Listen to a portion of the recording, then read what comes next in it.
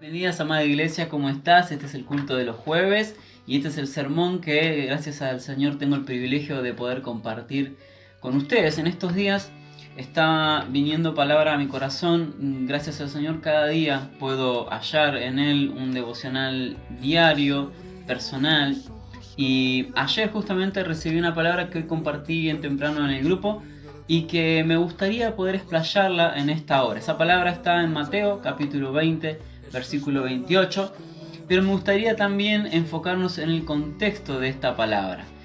A medida que la vayamos explayando y explorando, van a entender el porqué del título de este sermón, que es El reino del revés. Aquella canción de María Elena Walsh la adaptamos para este sermón. Y el contexto es el siguiente: Jesús está en lo mejor de su ministerio, Él está en su apogeo, está por entrar a Jerusalén, en esa entrada triunfal que conocemos y que da comienzo a la semana más trascendental de nuestras vidas. Y entonces, un día anterior a esto, Jesús se está reuniendo con sus discípulos y la madre de dos de ellos, la madre de Jacobo y de Juan, según Mateo, según Marcos es el padre, le piden a Jesús que tanto Jacobo como Juan se sienten a la izquierda y a la derecha en ese futuro reino que iba a venir. Jesús les hace una pregunta y les pregunta si ellos entienden de qué se trata. Y si ustedes no saben qué es lo que están pidiendo, ustedes podrán beber la copa amarga que yo voy a beber. Y estos discípulos le dicen que sí. Entonces Jesús les dice: bueno, ciertamente la beberán, pero no soy yo quien decide quién se sienta a mi diestra o a mi derecha, y eso ya está decidido. Pero lo cierto es que este acontecimiento despierta entre los discípulos una pequeña rencilla. Y entonces Jesús se da cuenta de que no ha quedado establecido con claridad cuál es el reino de los cielos, cómo es el reino de los cielos en cuanto a este tipo de orden. Y entonces los junta y les dice, les da dos ejemplos muy concretos que tienen que ver con cómo funciona el reino terrenal y cómo funciona el reino celestial. Y les dice: ustedes habrán visto que los gobernantes terrenales maltratan muchas veces a sus pueblos. Habrán visto cómo los amos tratan muy mal a los esclavos. Pero yo les digo que en el reino de los cielos las cosas no son así. Las cosas para aquellos que quieren ser primeros son aquellos que van a ser esclavos, y aquellos que quieran ser mayores entonces van a ser los que sirvan. Y ahí es donde Jesús desemboca en el versículo 28, que dice: así como el Hijo del Hombre no vino para que le sirvan, sino para servir y dar su vida en rescate por muchos. Es decir, Jesús está poniendo su ministerio, que está en el mejor momento, que todo el mundo cree en Él, cree en la efectividad de ese ministerio. Él da como una especie de receta. Dice: miren, funcionó, está en este mejor momento, porque yo justamente no vine a que me sirvan, sino que he venido a servir. Y en este versículo 28 podemos encontrar varios principios interesantes para estudiar. El primero de ellos es que dice que Jesús no vino a. Es decir, si Jesús vino a algún lugar es porque Él se movilizó, no esperó que vinieran a Él. Y eso habla de alguien que tiene no solamente la humildad de moverse, la humildad de dejar de ser 100% Dios, para ser 100% Dios y 100% humano, para sufrir como sufrimos nosotros, para ser tentados como fuimos tentados o somos tentados nosotros, sino que además habla de alguien que tiene una dirección, sabe hacia dónde va. Jesús sabía perfectamente hacia dónde iba. Por eso Él podía tener esta humildad de decir: voy yo hacia la humanidad. La humanidad ya no puede venir a mí. Se ha comprobado que lo han intentado y no han podido. Mas yo soy quien va a ir hacia ellos. Pero no voy a ir sino para servir, no para que me sirvan. Y ahí Jesús establece también cuál es el propósito del ministerio que Él tiene, que es el de servir, es el de darse, no el de recibir. Y eso también habla de una identidad. A mí una de las porciones bíblicas que más estremece mi corazón es cuando Jesús decide lavar los pies de los discípulos. Como alguien que es el rey de los judíos, como alguien que es un rey, decide convertirse en esclavo, lavar los pies de las personas de la casa era tarea de la servidumbre, los esclavos. Y sin embargo Jesús no se le, como dicen comúnmente, no se le cae la uña por ir y lavar los pies a los discípulos. Y eso no hace que Jesús pierda identidad o autoridad. Al contrario, hace que Jesús la tenga. Por eso Él está recordando en este versículo que la autoridad no se gana a fuerza de violencia o a fuerza de engaños o a fuerza de traiciones o a fuerza de dinero, como lo solemos ver nosotros, sino que Él dice que la autoridad se gana sirviendo. Hay un secreto en servir. Evidentemente Jesús veía un secreto en servir. Y por último, habla de dar su vida en rescate por muchos. Jesús establece que en el ministerio, para que sea efectivo, para que podamos tener esa autoridad que anhelamos, la idea es poder dar lo más valioso que tenemos. La grandeza en el mundo se gana por objetos, por cosas materiales o por influencias. La gente suele mostrar, entre comillas, su grandeza diciendo, bueno, soy amigo de fulano, o si yo muevo un dedo pasa esto, tengo tanto dinero, o tengo contactos.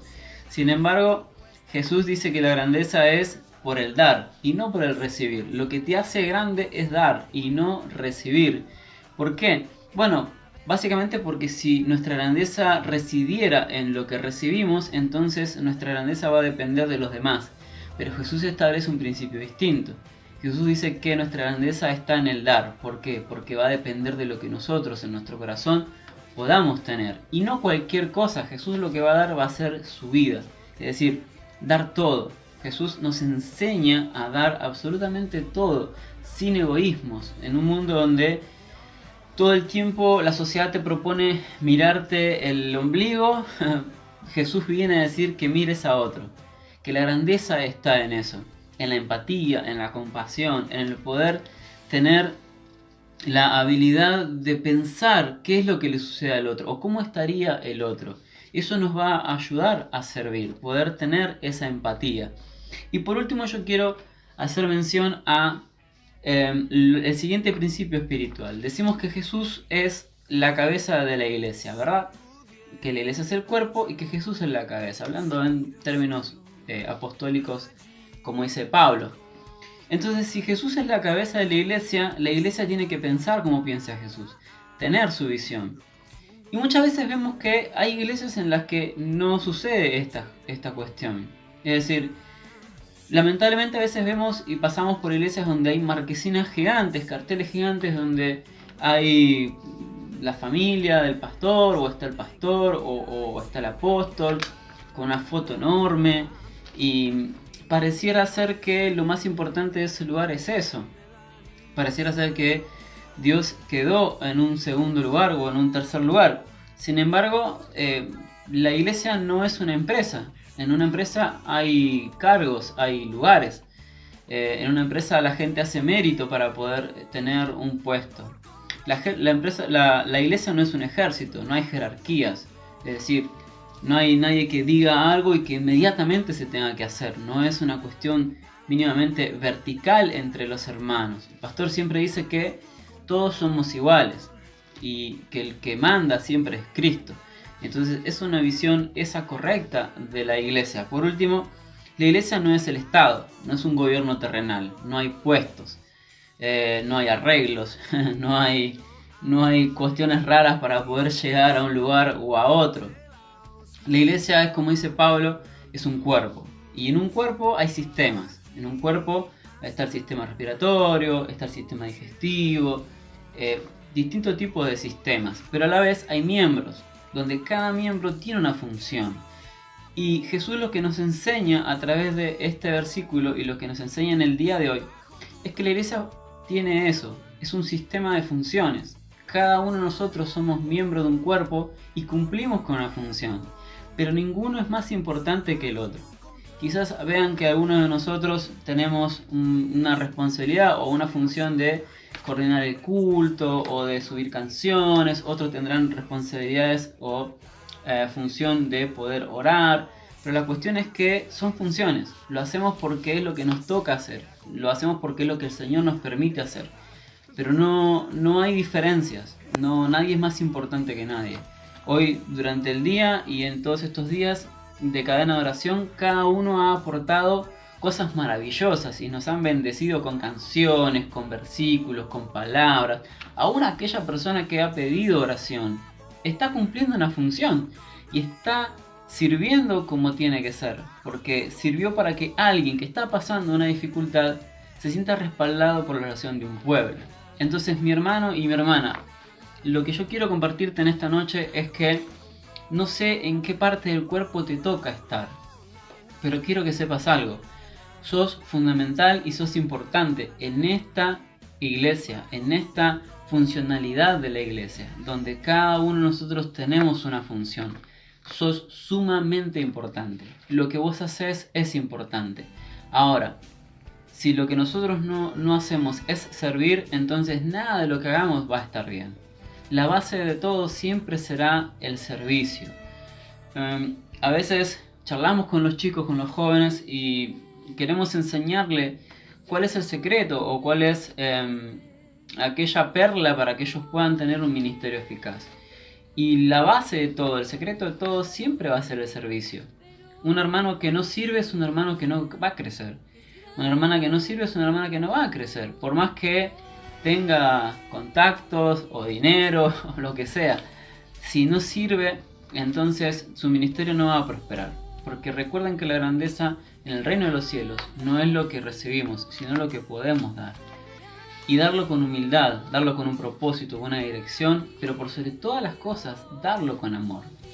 Si el amor es lo que nos mueve, si el amor es lo que hace que nuestras acciones se lleven a cabo, entonces tendremos un ministerio más que eficaz. Ahora, déjenme decir esto por último.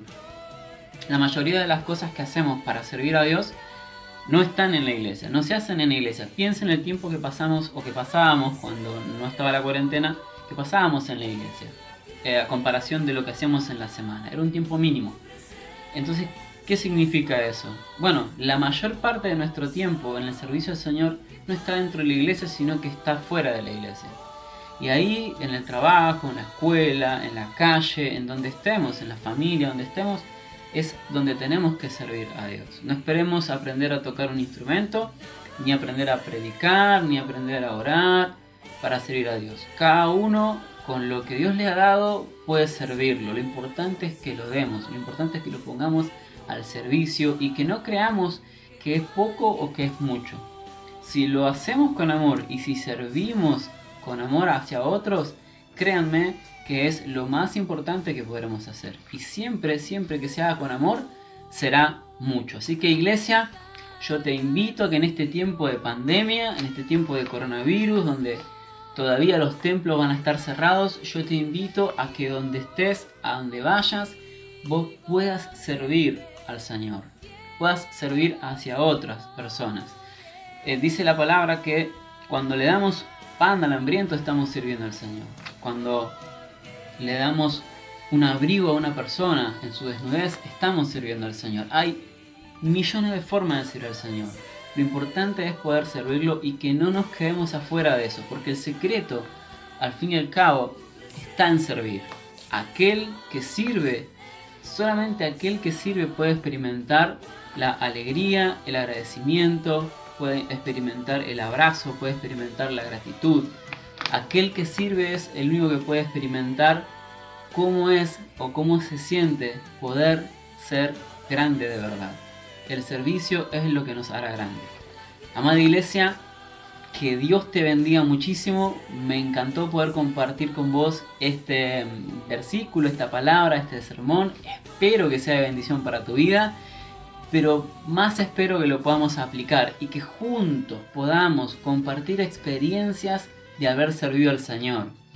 No te vas a arrepentir, no te vas a arrepentir.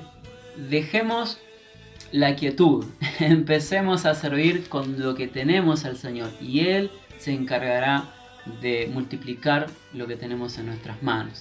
Que Dios te bendiga mucho. Hasta la próxima.